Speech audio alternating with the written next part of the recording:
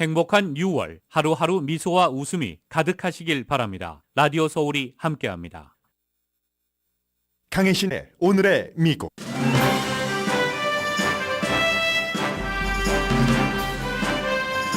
연방대법원이 동성결혼 커플 웹사이트 디자인을 거부한 웹디자이너를 지지한 판결을 내렸습니다. 종교 신념에 따라 동성애자 결혼 웹사이트 디자인을 거부할 수 있다는 판결로 보수 대법관 6명이 찬성했고 진보 대법관 3명이 반대했습니다. 웹디자이너 편을 든 보수 대법관들은 표현의 자유를 근거로 들었습니다. 이 케이스는 웹디자이너가 법원에 제출한 케이크 주문자에게 기자들이 접촉하자 그 사람은 자신은 동성애자도 아니고 웹사이트 디자인 주문을 한 적도 없다고 밝혀서 조금 엉켰습니다. 연방대법원은 바이든 대통령의 학자금 융자 탕감안을 막는 판결을 내렸습니다. 이는 연방정부 권한을 축소하는 최근 판결의 연속이고 10월부터는 학자금 융자 페이먼트가 시작됩니다. 연방대법원이 하버드와 유니버시티 오브 노스캐롤라이나 어퍼머티브 액션이 위헌이라고 판결한 뒤 대학은 보다 진보적인 정책으로 소수 인종을 입학시키려는 방안을 마련 중입니다. 그러나 이 판결에서 대법원은 웨스트포인트 등 사관학교에서는 어퍼머티브 액션을 적용하도록 예외를 뒀고 진보 대법관은 흑인 등 소수 인종을 전쟁터에는 내보내고 회사 중역실에는 안 보내겠다는 의도라고 비난했습니다. 엘리트 대학에서의 어퍼머티브 액션 폐지로 기업 역시 소수 인종 고용을 줄일 수 있는 현실을 파이낸셜 타임스가 보도했습니다. 어퍼머티브 액션 폐지에 성공한 보수 운동가들이 이미 기업을 대상으로 소송을 준비하고 있습니다. 인종 다양성을 고려해서 고용과 승진을 적용하는 스타벅스 등이 소송 대상 기업입니다. 5월의 연간 인플레이션이 2021년 4월 이후 가장 큰 폭으로 내려갔습니다. 미국인들이 마침내 소비를 줄이기 시작했기 때문입니다. 여러분 안녕하십니까? 오늘의 미국 강예신입니다. 오늘 이제 연방대법원도 회기 마지막 날이고 해서 중요한 판결 예상했던 대로 나왔습니다. 이것은 특히 이제 동성애자들과 성소수자와 관련된 판결은 지난 몇 년 동안 연방대법원이 성소수자죠. 그들의 권리를 많이 보호했던 것과는 반대로 나가는 것이고 그리고 이제 바이든 대통령의 행정명령으로 시행되려다가 하급법원이 시행 중지 명령을 내렸기 때문에 연방대법원까지 간 학자금 융자 탕감안은 이건 이제 그 보수의 전형적인 그 모습을 보여주는 판결입니다. 돈을 쓰거나 이런 중요한 일을 할 때는 의회를 통해라 하는 판결입니다. 시차별로 먼저 연방대법원이 동성결혼 커플의 웹디자인을 거부한 웹디자이너를 지지한 판결 내용부터 전해드리겠습니다. 콜로라도주의 웹디자이너 로리 스미스입니다. 기독교 신자고요. 콜로라도주에서는 어떠한 이 같은 그 거부를 하지 못하도록 법으로 돼 있습니다. 그러자 이제 이게 연방 대법원까지 올라간 겁니다. 6대3 보수 대법관, 진보 대법관 예상했던 그대로 판결을 내렸는데 오늘은 그 닐 고서치 그 보수 대법관이 이제 중요한 판결문을 썼습니다. 수정헌법 1조는 모든 사람은 정부가 강요하는 대로가 아니라 본인의 생각과 본인의 그 느낌대로 자유롭게 표현하는 걸 가장 소중한 자유로 생각을 한다. 그리고 그 같은 소중한 자유가 미국을 강하게 유지하는 것이다.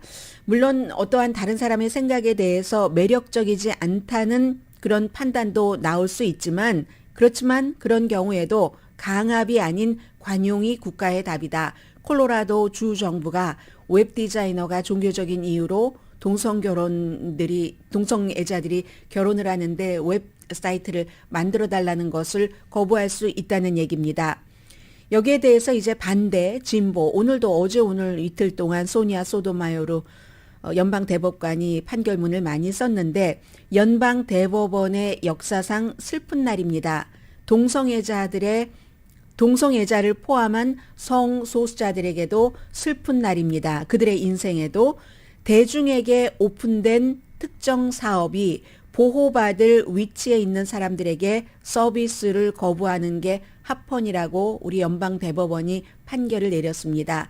이때 이제 보호받을 위치에 있는 사람이라는 것은 성소수자를 얘기를 하는 거겠죠.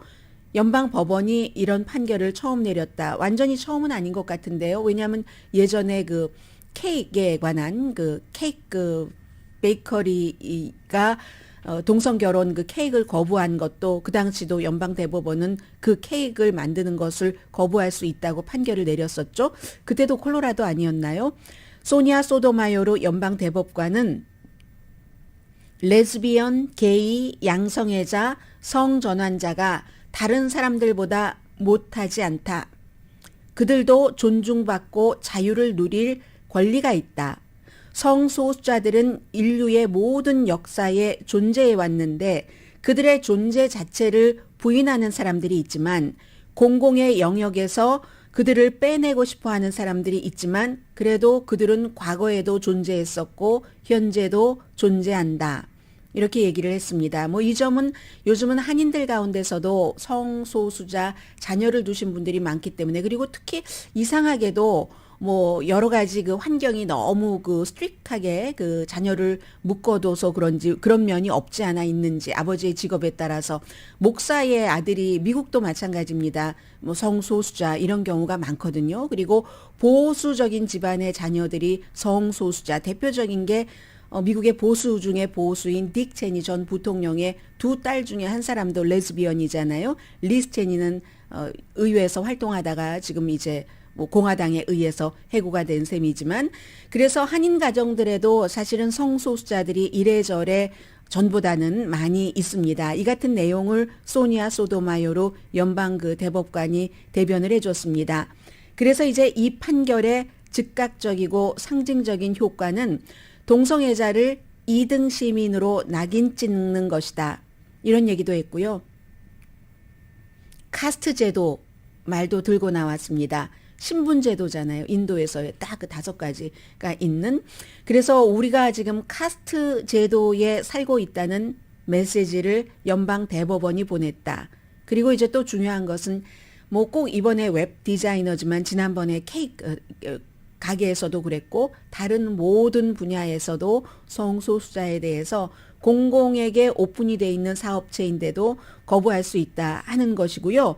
그리고 이제 여기는 굉장히 중요한 것이 또 하나가 있는데 이로 인해서 성소수자에 대해서만 뭐 그렇게 꼭 보호받을 권리가 없어 부분적으로 이런 판결을 내린 것이 아니라 딱 이 웹 디자인에 있어서만이 아니라 전국의 기업이 얼마나 많습니까? 그 많은 기업에서 종교적인 이유라든가 이게 또 이제 종교를 넘으면 그 다음에 나아가는 다 수순이 있습니다. 이 같은 일들을 해온 사람들이 원고 측에서 국적도 이슈로 될 수가 있습니다. 국적 이슈로 사람들을 차별할 수 있는 어떤 경우는 종교와 국적이 함께 갈 수도 있겠죠. 어느 국가의 무슬림 예전에 한국에서 그런 한국이 아니라 몇 년 전에 방글라데시 이런 그 길을 만든다 할 때 한인들도 무슬림이라서 안 된다고 얼마나 많이 그랬습니까?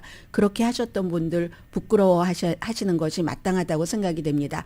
어떤 나라의 어떤 종교의 사람을 그 이유로 나의 표현의 자유니까 거부할 수 있어서 결국은 2등 시민으로 만들 수도 있다는 이런 이제 연방 대법관과 반대의 판결을 내린 진보 대법관 사이에서의 그 왔다 갔다 하는 것을 제가 말씀을 드렸고요.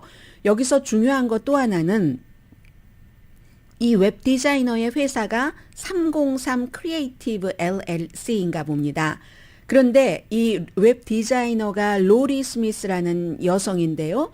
이 로리 스미스가 이번에 이리하여 뭐 콜로라도 법은 그렇지만 나는 이런 사람들을 종교적인 신념에 따라서 웹 디자인을 해줄 수 없다 하면서 소송을 할 때 중요한 것으로 내놓은 서류가 스튜어트라는 사람입니다. 스튜어트라는 사람이 2016년도에 자신이 이제 결혼할 때 웹사이트를 디자인해 달라고 요청을 했다. 2016년도 당시에 내년 초에 결혼을 하는데 뭐 이렇게 했다는 거예요. 그런데 그 뉴 리퍼블릭이라는 잡지가 불과 뭐 엊그제인 것 같아요. 이 스튜어트 씨에게 메시지를 보냈습니다. 이메일을 보내고 컨택을 했더니 지금 원고 로리 스미스가 준 이메일과 전화번호도 있고요.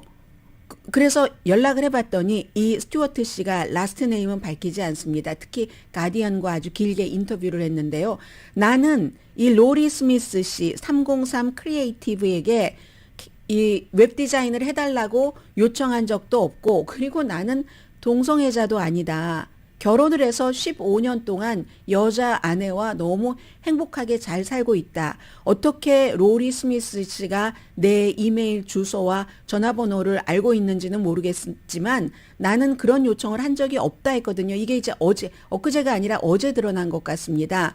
그러니까 이 판결 자체는 오랜 동안 심의를 했기 때문에 연방 대법관들이 이 내용까지 판결에 넣지는 않았을 텐데, 이런 경우는 이제 중요한 증인이 될 수 있는 거잖아요, 재판에서. 그래서 이 문제가 어떻게 될지는 이거는 알 수가 없고요. 이 스튜어트라는 분도 디자이너랍니다. 그래서 이제 웹사이트에서는 좀 유명한 사람이라고 하고요. 그렇게 해서 아마 그 주소와 웹 주소와 이메일 주소, 전화번호를 알았을지는 모르지만 이 케이스는 뭔가가 잘못됐거나 아니면 이제 그 조작을 한 것으로도 보고 있습니다. 그래서 이 로리 스미스라는 여성을 이제 쭉 그 소송까지 가도록 항상 개인은 아닙니다. 여기엔 항상 그룹이 있어요. 이 등 뒤에 밀어주는 기독교 그룹이거든요. 그 기독교 그룹에 또 뉴 리퍼블릭의 기자가 아니 스미스라는 사람이 웹 디자인을 요청한 적이 없다는데 하고 물어보니까 그게 뭐가 중요하냐. 그것은 중요한 게 아니라 뭐 사실 뭐 이런 것이 그렇게 할 수 없다는 것이 중요하다. 이런 답변을 받았답니다. 그래서 그 문제는 어떻게 될지 모르겠고요. 그 뒤에 이제 바로 오늘이 이제 마지막 날이기 때문에 휴회를 해야지 되는 때이기 때문에 4천만 명 이상에게 영향을 미치는 판결이 나왔습니다.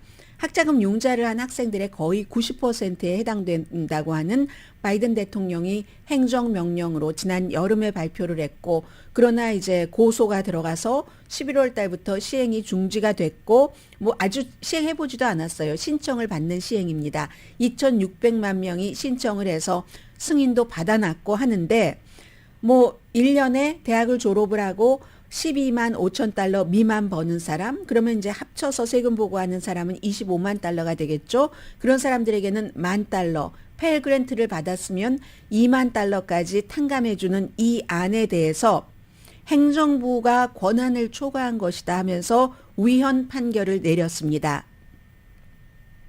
4,300억 달러 정도 규모가 되는데요. 이 판결도 역시 존 로버츠 연방 그 대법원장이 어느 것을 근거로 했냐면 히로법이라고, 영웅법이라고 해서 9.11 사태 때 이제 이 법을 발효를 했는데, 그 당시에 어떻게 했냐면 교육부가 국가의 이제 비상사태, 9.11 사태는 비상사태였잖아요. 그런 때 어떠한 그것과 연관을 해서 교육부 장관의 재량으로 이 학자금을 어떻게 도움을 줄 수 있는 그런 것. 그런데 이번에는 그 히로법을 그대로 코비드 때로 가지고 온 겁니다. 코비드 때도 비상사태였고 학생들이 졸업은 했으나 뭐 취직을 하지 못한 학생들도 있을 테고 그렇게 적용을 했는데, 존 로버츠 연방 대법원장은 히로법이 의도한 것과는 다른, 근본적으로 다른 프로그램으로 쓰여진 거다. 이건 교육부에 의한 수정이다, 모디피케이션이다라고 표현을 했습니다. 여기에 대해서 엘리나 케이건 진보의 연방 대법관은 의회는 무엇을 승인을 할 때 광범위하게 승인을 한다. 광범위하게 승인을 하고 그것을 집행을 할 때는 장관과 대통령의 권한으로 어느 정도의 융통성이 있다. 이렇게 얘기를 한 겁니다. 이건 이제 굉장히 정치적인 건데요. 민주당은 그렇게 했을 때 이 사람들이 뭐 자유가 되고 그렇다고 큰 부자도 아닌데 코비드 19 시대에 의회의 의원들조차도 수백만 달러 이상을 얼마나 많이 탕감을 받았는가. 기업은 수천만 달러 탕감받은 기업도 얼마나 많은가. 똑같은 코비드 사태 때. 그런데 학교는 졸업했으나 뭐 취직도 안 되고 별로 돈도 못 버는 사람에게 10,000달러, 20,000달러 탕감해 주는 것은 그들에게는 큰 짐을 덜어주는 것이고 경제에 좋을 것이다 라고 얘기를 하는 게 민주당의 주장입니다.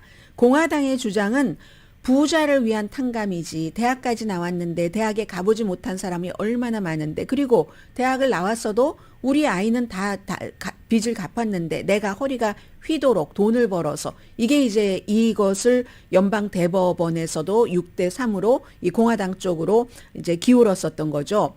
BBC 방송에 라스트 네임은 기억나지 않고 퍼스트 네임만 기억납니다. 앤서니라는 특파원이 뭐라고 얘기를 하냐면 결국은 최근에 이어지는 연방정부의 파워를 제한하는 연방대법원의 판결이라고 얘기합니다. 환경에 대해서 무슨 환경보호국의 권한을 제한한다던가 백신에 대해서도 백신의 의무화하는 것을 이걸 이제 그 연방 대법원에서 확 그 내리쳐버렸잖아요. 그래서 뭐 군대에서 여러 가지 또 있죠. 퇴거 명령 같은 것도 코비드 시대에 이것도 이제 연방 정부에서 더 하고 싶어 했는데 연방 대법원이 no way 해서 그만뒀죠. 거기에 이은 학자금 탕감 이 대통령 행정 명령이다 하는 겁니다.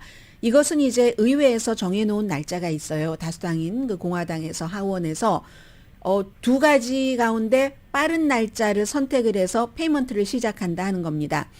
연방 그 법원의 판결 이후에 60일 뒤부터 아니면 이제 또 하나가 뭐였죠? 6월 30일 이후에 60일. 똑같네요. 오늘이 6월 30일이죠? 어머, 어떻게 이렇게 딱 날짜가 똑같으니까 결국은 9월 달부터 이자가 계산이 되고 10월 달부터 학자금 그동안 코비드 때문에 페이먼트 하지 않으셨던 분들은 10월 달부터 이로써 페이먼트를 하셔야지 됩니다.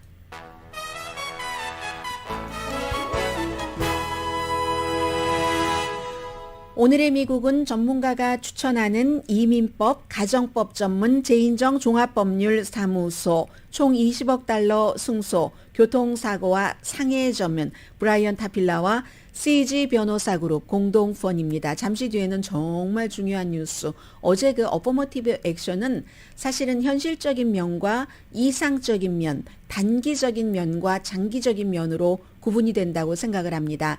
단기적이고 현실적인 것은 한인 학부모를 포함한 많은 심지어 그 캘리포니아처럼 진보적인 주에서도 어퍼머티브 액션, 대학에 입학할 때 인종을 기반으로 해서 그 인종 기반이라는 것이 특히 흑인 학생들과 라틴계 학생들에게 유리하다는 여기에 한인 학부모뿐만이 아니라 많은 학부모들이 반대를 합니다.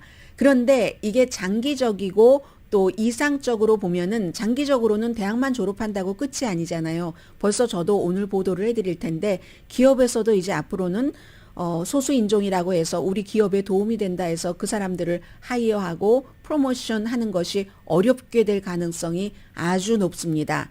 그러면 누가 이득 볼까요? 그때 흑인과 라틴계가 이득 볼까요? 백인이 이득을 볼까요? 뭐 계산은 다 나와 있는 거고요. 이상이라는 것은 워낙에 이제 기울어져 있으니까 그 기울어져 있는 그 부분을 올리는 거냐 아니면 높이 올라가 있는 부분을 더 높이 올리느냐 이 부분이거든요. 잠시 뒤에 관련 뉴스 전해드립니다.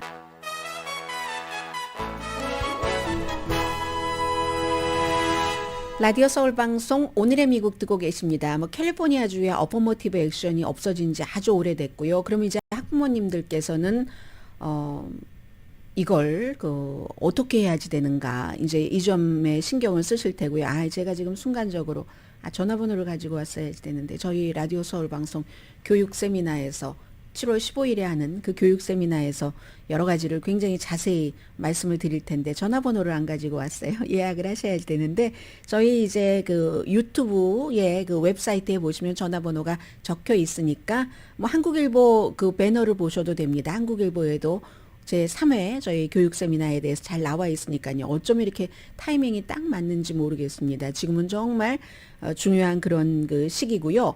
어제 그 어퍼머티브 액션 내린 게 결국은 엘리트 대학에 대한 것이었잖아요. 이 하버드 대학교와 유니버시티 오브 노스캐롤라이나 또 이 판결을 내린 사람도요.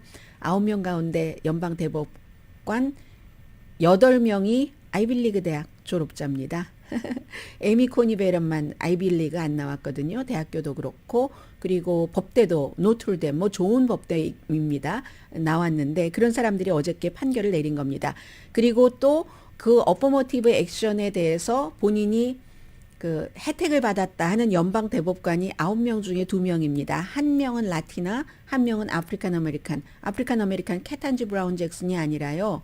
클래런스 토마스입니다. 이 어퍼머티브 액션 폐지에 찬성을 한 클래런스 토마스는 원래 그 신학자가 되려고 이제 그런 학부에 들어갔는데 너무 인종차별이 심해서 유명한 뭐 매사추세츠에 있는 학교였는데 아프리칸 아메리칸으로서 처음 받아줬어요. 그 학교에서. 인종차별이 너무 심해서 나는 안 되겠구나 하고는 이제 예일 법대를 갔죠. 예일 법대를 갔는데 그 당시에 이제 어포머티브 액션 소니아 소토마요르는 프린스턴 대학교에 들어갈 때 본인이 뭐 학교에서 완전히 탑은 아니었는데 성적이 들어갔다 이런 얘기를 했습니다. 그런 사람들이 판결한 내용입니다.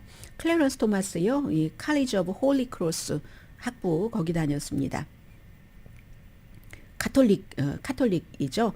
그래서 이제 어제 그 하버드와 노스캐롤라이나 이 대학 케이스는 Student for Fair Admission이라고 에드워드 블럼이라는 이 사람은 정말 많은 보수 쪽으로 법을 바꾸는 것을 향해서 운동을 하는 사람입니다. 그렇게 이제 원고인데 대학에서 인종을 입학 사정에 포함시키는 것은 위헌이다. 그러면 왜 지금까지 오랫동안 지탱해 왔는가? 하버드 대학교 등에서는 다양한 교육에서 나오는 혜택이 있다. 그리고 워낙에 불균형하니까 한쪽이 그 불균형의 문을 조금 열어주는 것. 차별을 전혀 당하지 않았던 학생에 비해서는 그렇다고 무조건 인종을 뭐 50% 이렇게 보는 건 아니잖아요. 그래서 미국은 이제 연방 대법관 중에서 여기에 반대한 사람들은 이것을 통해서 여러분들 자녀분이 대학에 들어갈 일이 없다 할지라도 미국 사회를 보는 거잖아요. 그래서 말씀을 드립니다. 미국은 건강이라든가 돈, 웰빙 모든 것에 대해서 이 특혜받는 그룹과 그렇지 않는 그룹의 걸프와 같은 그런 정도의 갭이 존재하는데 그게 먼 과거에 만들어졌었던 차이이긴 하지만 여러 세대를 거쳐서 지금까지 모든 방면에 이어져 오고 있는 것이 사실이다. 이런 격차가 지속되는 순간은 이 위대한 나라가 나라의 기본 원칙 중 하나를 실현하지 못하는 순간이다. 모두 동등하게 창조됐다는 것은 분명한 사실인데 법원은 역사학자나 사회학자나 정책 입안자들이 동의하는 이 기울어진 이것에 대해서 실행 가능한 문제 해결 방법을 버리고 눈을 감고 그리고는 이제 그런 실수를 저질렀다. 이게 이제 진보 대법관들의 얘기였어요. 시간이 결과를 알려줄 것이다. 이 진보 대법관들은 아시아계 빼고 일단 이 입학에서 흑인과 라티노 학생들에게 베네핏을 주는 것에 포커스를 두는 겁니다. 끌어올리는 것에. 그에 비해서 연방 대법원의 판결은 백인과 아시안 아메리칸 학생들에게 해가 되게 할 수는 없다. 물론 하버드 대학교의 아시안 아메리칸 학생들은 이거는 우리 다양성이 중요하다. 그리고 그렇다고 해서 장기적으로 보면 에이션 아메리칸이 많이 들어오는 게 아니라 흑인과 히스패닉계가 나간 자리를 백인이 채울 것이다. 이렇게 얘기를 하고 있잖아요. 그런데 어쨌든 연방 대법원에서는 백인과 이 에이션 아메리칸 학생들에게 해가 된다. 이들을 끌어내린다라는 것이고 원고 자체는 백인들을 끌어올리기 위해서 소송을 한 거고요. 그래서 존 로버츠 연방 대법원장이 그래 목표는 좋다. 그렇게 기울어진 곳을 이렇게 조금 했다. 근데 그게 목표대로 달성했다는 것도 규명되지 않는다라고 얘기를 했고 진보는 규명이 된다라고 얘기를 했다는 겁니다. 그래서 존 로버츠 연방 대법원장은 인종에 대한 차별을 없애려면 모든 것을 그냥 아무것도 안 해야지 된다. 누구를 조금 더 올려줘서도 안 되고 그 차별을 없애는 방법이 이제 그런 방법이다 하는 것이고 진보에서는 그렇게 하면 한쪽만 점점 더 올라가지라고 얘기를 합니다. 그런데 저는 굉장히 기분 나쁜 게 두 번째 예외인데요. 하나 예외를 뒀는데 저는 어포머티브 액션으로 혜택을 보거나 해를 볼 그럴 만한 사람이 주변에는 없습니다. 그냥 뉴스 진행자로서 그것도 소수 인종의 뉴스 진행자로서 말씀을 드리는 겁니다. 그래서 단기적과 장기적이라고 말씀을 드렸는데 어제 연방 대법원에서 어떤 예외를 뒀냐면 첫 번째는요. 시스템적으로는 인종을 그 학생들을 입학 사정에서 고려하지 말아야지 되지만 에세이를 쓸 때는 용인을 한다. 근데 그것도 내가 인종 차별을 받았거나 해서 어떻게 좋아졌는가 그런 어떤 가치 이런 그 에세이는 쓸 수 있다라고 얘기를 했거든요. 그랬더니 케탄지 브라운 잭슨 대법관이 그랬던 것 같아요. 립스틱 on a pig. 돼지에 무슨 뭐 립스틱을 바른다고 돼지가 아름다운 사람이 돼? 돼지는 돼지지. 돼지도 너무 귀엽긴 하지만 그렇지라고 얘기를 했는데 이건 뭐냐면 좀 체면치레하기 위해서 우리가 그렇게 그런 게 아니 그런 사람은 아니야라고 하면서 그냥 마지못해 하나 걸쳐놨다 하는 거고 두 번째가 저는 굉장히 기분 나빠요. 이 엘리트 대학교에서 어퍼머티브 액션을 폐지해야 된다. 모든 사람에게 헌법 14조에 의해서 동등한 권리를 똑같이 줘야지 되기 때문에 하고 판결을 내렸다면 그럼 사관학교도 다 그렇게 하던가. 웨스트포인트 육군 사관학교, 해군 사관학교에서는 어퍼머티브 액션을 적용할 수 있답니다. 이건 국방부에서 차관이 뭐라고 얘기를 했냐면 법무부에서도 얘기를 했고요. 우리 군사 훈련을 하고 이 군사 지도자들을 길러내는 데는 다양한 인종이 너무 중요하다라고 얘기를 했습니다. 그랬더니 진보 대법관이 뭐라고 얘기하냐면 그 말은 그럼 대학 자체에서나 대학을 나와서나 다양성이 다른 데서는 중요하지 않아? 왜 꼭 사관학교에서만 중요해? 사관학교라는 것은 결국은 벙커에 들어가는 거잖아. 전쟁터에 가는 거잖아. 전쟁터에는 흑인을 포함한 다른 소수 인종을 보내도 되고 엘리트 대학교를 졸업을 해서 연방 대법원이라든가 아니면 기업의 중역실에는 그 보드룸에는 흑인을 포함한 소수 인종이 들어가면 그렇게 들어가면 안 된다는 거야? 적용을 하려면 똑같이 적용해야지. 왜 죽을 수도 있는 곳에는 소수 인종을 보내고 화이트 칼러 돈 많이 버는 잡에는 소수 인종을 보낼 수 있다는 이 길을 막는 건 아니지만 왜 이것을 다르게 하느냐는 얘기죠. 저도 여기는 굉장히 기분이 나쁘거든요. 자, 다음은 그럼 어떻게 할 것인가? 캘리포니아주를 포함한 9개 주는 이미 이제 주 자체로 어퍼머티브 액션을 시행하지 않고 있기 때문에 여러 가지 UC 시스템이 만들어냅니다. 어떻게 보면은 이 같은 또 그 판결이 나오면 정책이 학교의 정책 같은 것이 의도가 있으니까 연방 대법원도 의도가 있고 학교도 대학도 의도가 있으니까 그 의도대로 방법을 찾아냅니다. 이건 없어졌지만 뭐 시험 에이시안 아메리칸 한인 학생들이 돈 많이 들여서 성적 올릴 수 있는 그런 그 시험을 보지 않잖아요. 제가 하나 예를 들어드리면 저희 조카가 학원을 한 번도 다니지 않았거든요. 그렇다고 막 공부를 너무 잘하고 너무 좋아하고 이렇지도 않아요. 근데 학원을 한 번도 다니지 않고 혼자 공부를 했는데 어느 순간인가 고모 제가 SAT 학원은 한번 가야 되겠어요. 그래서 그 당시에 SAT 학원을 뭐 2,500불인가를 내고 딱 한 번 학원을 갔습니다. 그랬더니 평소에 학원을 한 번도 다녀보지 않은 저희 조카가 하는 말이 도움이 된다는 거예요. 특히 수학에 약했거든요. 저희 조카가 도움이 된다는 거예요. 그럼 돈이 있는 사람들은 당시에 아무튼 뭐 꽤 오래 세월이 흘러간 건데 2,500불이었던 것으로 기억이 되는데 돈이 있는 학생들은 그렇게 해서 하잖아요. 다 아시는 얘기예요. 부모님들은. 그런데 이제 그런 거 안 보잖아요. 점점. SAT, AP 안 보는 새로운 방식으로 나가고 에세이가 더 중요해질지도 모르죠. 아무튼 그런 식으로 아니면 이런 학생들이 만약에 소수인종들이 뭐 에이시안 아메리칸 막 돈 많이 들여서 공부 잘하고 이러는 것 에이시안 아메리칸들도 돈 없는 집 아이들은 크게 이득 보는 것 없어요. 그런데 이제 그런 아이들은 이 학교들은 좋은 학교 하버드 이런 데는 인다우먼트가 굉장히 많으니까 그냥 장학금에 생활비에 다 줄 수가 있잖아요. 그런데 못 가면 결국은 어렸을 때부터 막 공부하기 위해서 부모님들이 뭐 한 사람만 밖에 나가서 일하고 아이를 돌봐주고 간식도 해주고 뭐 여러 가지 지원 과외도 다 해주고 이런 그런 아이들과는 달리 어렸을 때부터도 그런 지원을 받지 못했는데 잠재 능력은 많은데 그런 아이들은 대학교 가도 1급 대학이 아니면 2급 대학교는 등록금 같은 거 지원도 힘들잖아요. 결국은 대학교를 졸업하지 못한다는 사회 구성원으로 나와서 또 이게 차별이 있어 불만이 있어 불평불만이 많은 사람들이 늘어나게 되고 이런 여러 가지 사회적인 현상까지 일어날 수 있다는 것을 이제 하루 지나면서 많은 사람들이 얘기를 하고 있고 뭐 저는 뉴스를 하는 사람이니까 그 전부터 그런 생각을 했고 그래서 영리한 학생들은 학교에서의 다양성이 중요하다. 하버드 레드클리프 학생들이 그렇게 얘기를 하는 거고요.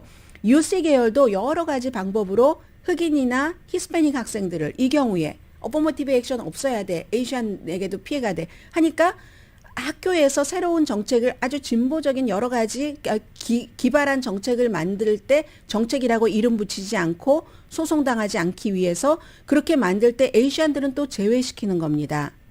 이런 일들이 있다는 것. 그리고 이미 시행되고 있는 거잖아요. 이제는 이런 어포머티브 액션이 없어지면서 그러면 학교에서 상위 10%까지만 들었으면 우리는 받겠다 하는 거. 이건 아주 막 부자들이 많이 살고 공부 잘하게 되고 학생들이 그런 학교에서는 상위 10위 하기가 너무 힘든데 라틴계, 히스패닉계 또 이 아프리칸 아메리칸계가 많은 그런 곳은 성적이 엄청 낮잖아요. 거기서 뭐 10% 안에 들기는 쉽잖아요. 그렇다고 돈 많은 집 자식이 그런 학교를 다니게 하겠습니까? 부모가.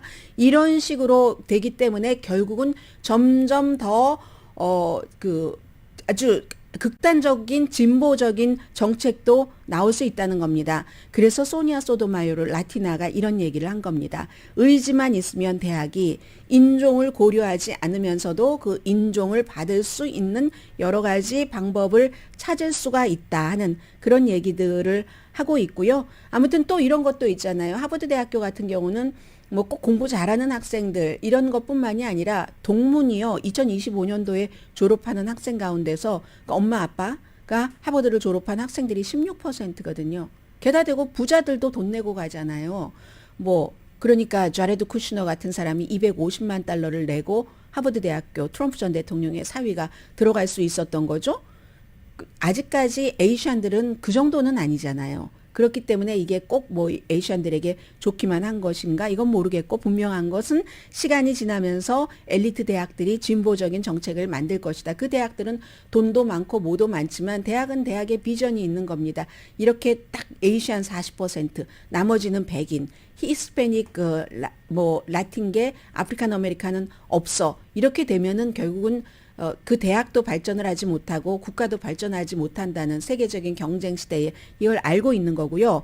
잠시 뒤에는 이로 인해서 기업에 이제 대학을 나왔어요. 아이비리그 대학을 어포머티브 액션도 없애고 해서 조금 쉽게 나왔다고 하면 어떻게 되는가. 더 어려운 문제에 봉착한다는 것을 말씀을 드리겠습니다. 아무튼 이 어포머티브 액션 같은 것은 연방대법원 판결이 낙태라든가 환경 이런 그 여론과 달리 같지만 어포머티브 액션은 대체적으로는 이 한인을 포함을 해서 많은 그 사람들이 없애야지 된다 하고 이제 부모님들이 지지를 하고 있다는 말씀은 드리고요. 물론 여론조사를 질문을 어떻게 하느냐에 따라서 다르긴 다르지만 해서 낙태처럼 민주당이 이 이슈 자체를 막 밀어붙이기는 조금 힘듭니다. 자, 그런 점이 있고요. 여기에 대해서 뭐 꼭 대학뿐만이 아니라 행정부에서도 뭔가를 내놓겠죠. 역시 대학 학자금 탕감 이것을 무효화한 것에 대해서도 바이든 행정부가 뭔가 뭐 정책을 내놓기는 할 겁니다.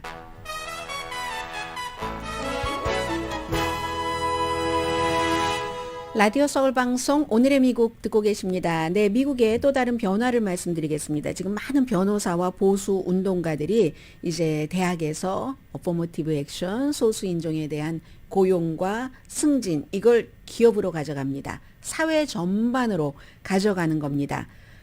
해서 이제 왜 요즘 공화당에서 woke, WOKE 자본주의다 이런 얘기 많이 하잖아요. 그 이제 일종의 마찬가지라고 보시면 되는데 왜냐하면 기업도 요즘에는 기업에 책임이 있고 왜냐하면 소비자들이 그걸 원하니까 해서 우리 회사 다양하고 뭐 소수인종도 뭐 능력이 있으면 대우를 하고 이런 것을 많이 얘기를 하면 또 소비자들이 그 브랜드에 대해서 친밀감을 갖고 좋은 상표야 이왕이면 하고 사주잖아요. 기업이 뭐 평등 또 다양성 이런 노력하는 것. 그런데 이제 기업인들이 이중고를 겪는 거죠. 주주들도 만족시켜야지 되고 대학에서의 어포머티브 액션을 철폐한 보수적인 그런 운동가들이 기업에서도 그렇게 하지 마. 백인이 피해보잖아. 지금 시대가 이겁니다. 포커스가 백인이 피해보잖아. 백인이 인구도 줄어들고 그렇잖아도 아주 마음 졸여 죽겠는데 점점 더 나가야지 되는데 하는 게 기업 쪽으로 간다는 거거든요. 인종 쿼터는 당연히 금지되고요. 대학에서도 뭐 인종 쿼터 자체를 지지한 건 아니니까는요. 그렇지만 훈련을 시킨다던가 그 소수 인종들을 리더십 교육시키고 또 어떤 멘토링 같은 그 멘토십 프로그램 같은 것. 왜냐하면 기업에도 그 과거의 어떤 그 역사의 실수를 바로잡기 위한 미국이 백인 중심이기 때문에 그런 노력이 있고 그래야지 깨어난 기업 뭐 이런 그러니까 깨어난 기업이라고 오크라고 그 틀려 먹었어 하고 지금 일부에서 얘기를 하고 있는 것이고요. 수십 년 동안 기업도 이제 이 어포머티브 액션이 대학에서 있었던 것처럼 그렇게 해왔죠. 그렇게 했는데도 불구하고 어떠십니까? 저는 지금 미국 회사에 다니고 계시는 분들께서 이제 메모리얼이 아니라 독립기념일 연휴기 때문에 혹시 오늘까지 회사 안 나가고 쉬시는 분이 있다면 여러분께 여쭤보고 싶습니다. 제일 밑으로 들어가서 일할 때는 아무 상관없죠. 중간쯤까지도 오케이? 그것보다 조금 더 올라가려고 하면 어떻든가요? 다른 인종 간에 특히 백인들이 어떻든가요? 다는 아니겠지만 그걸 지금 말씀을 드리고 있는 겁니다. 기업에서는 그러니까 중역실에는 소수 인종이 거의 없잖아요. 에이시안 아메리칸 거의 없잖아요. 거의 뭐 화이트 메일이죠. 의회와 똑같은 거죠. 연방 그 상원과 똑같은 그런 것이 되는데 기업인들은 좀 융통성 있는 사람들이잖아요. 돈을 다루는 사람들이고 장기적으로 경영에 성공하기 위해서는 인종적인 다양화가 회사에서도 필요하다고 생각을 하고 그런 것을 고려해 왔습니다. 대표적인 회사요. 애플, 존슨앤존슨, 프록터 갬블 다 좋은 회사잖아요. 사람들이 가고 싶어하는 회사. 왜냐하면 이런 회사에서는 법원에다가도 여러 가지를 제출을 했는데요. 인종적으로 다양한 것이 판매에 도움이 되고 이윤도 높아지고 그 무엇보다도 똑같은 생각을 하고 똑같은 배경에서 자란 사람들 사이에서 혁신이 더 많이 이루어질까요? 반대에서 혁신이 더 많이 이루어질까요? 답할 필요 없는 거잖아요. 그래서 회사는 더군다나 이 같은 인종 다양성이 너무나 필요한 시기라는 겁니다. 세계적으로 경쟁을 심각하게 해야지 되니까. 또 시장의 다양성도 있죠. 다국적인 기업들도 많고 다양한 인종을 유치하는 게 맞죠.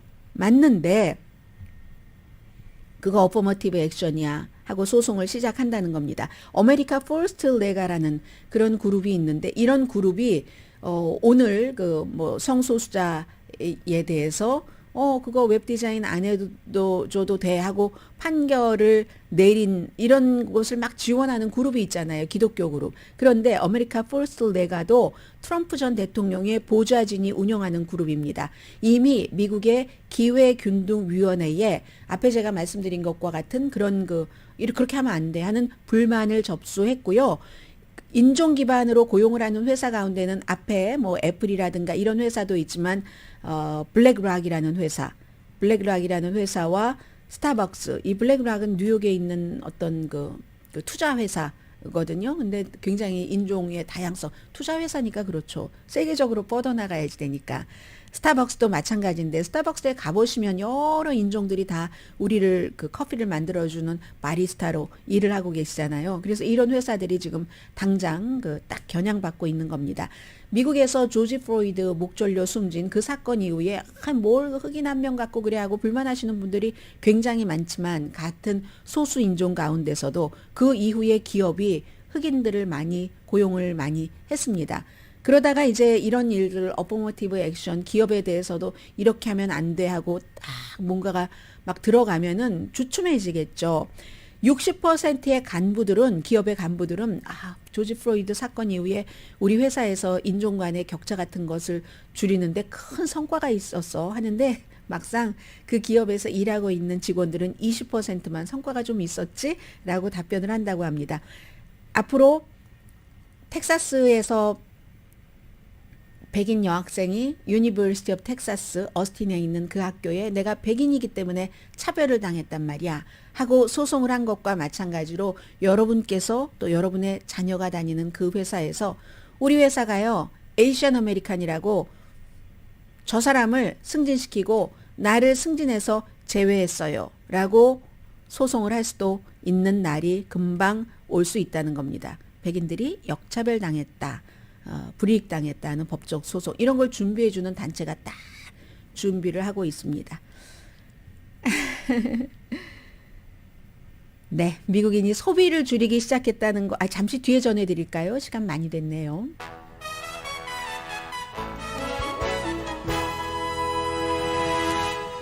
라디오 서울 방송 오늘의 미국 듣고 계십니다. 5월 달에 연간 인플레이션이 2021년 4월 이후, 그러니까 팬데믹 시작되고 2달 지났을 때 이제 뉴욕과 로스앤젤레스를 포함한 캘리포니아주에서 락다운, 셧다운 시작되고 뭐 한참 그때네요. 다른 지역으로 퍼져나갈 때. 그때 이후에 연간 인플레이션 가장 큰 폭으로 5월 달에 내려갔습니다. 미국 사람들이 드디어 소비를 줄이기 시작했기 때문입니다. 개인 소비 지출 인덱스, 이게 이제 그 연방준비제도가 인플레이션을 잴 때 가장 그 좋아하는 척도거든요. 그 척도가 계산을 해보니까 5월 달에 1년 전에 비해서 3.8% 올라갔다. 인플레이션이 말하자면. 4월 달에는 4.3%였거든요. 이게 3.8%로 됐습니다.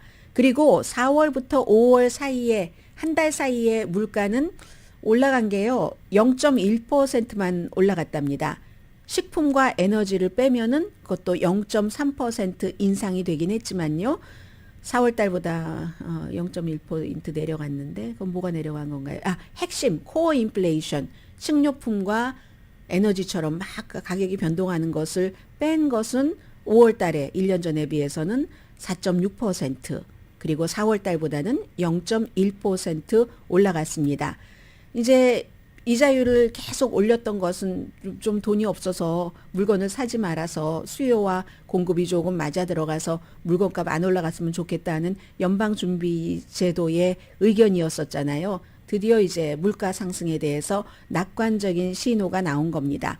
아직도 뭐 2%보다는 거의 2배, 3.8%, 5월 달에 3.8%니까 연준의 목표치인 2%보다는 거의 2배 정도는 되지만, 그렇지만 그래도 어쨌든 뭐 최고치로 내려갔다고 하니까 인플레이션이 뭐 괜찮은 편이죠. 아무튼 인플레이션을 감안한 소비는 2월 달 이후에 거의 변화가 없는 평평함이랍니다. 그러니까 이거 뭘 말하냐면, 그동안은 물가가 조금 올랐어도 뭐 좀 있었던 돈도 있고 해서 쓰기는 썼는데 더 이상은 이제 한계에 도달했다. 쓸 돈이 없다. 뭐 이런 얘기로 보시면 될 것 같고요. 그리고 주말이기도 하고 할러데이이기도 한데 날씨가 받쳐주질 않네요. 뭐 비행기 타셔야지 되는 분들은 어제와 마찬가지로 오늘도 엄청 연착 많으니까 동부 쪽에서부터 기후 때문에요.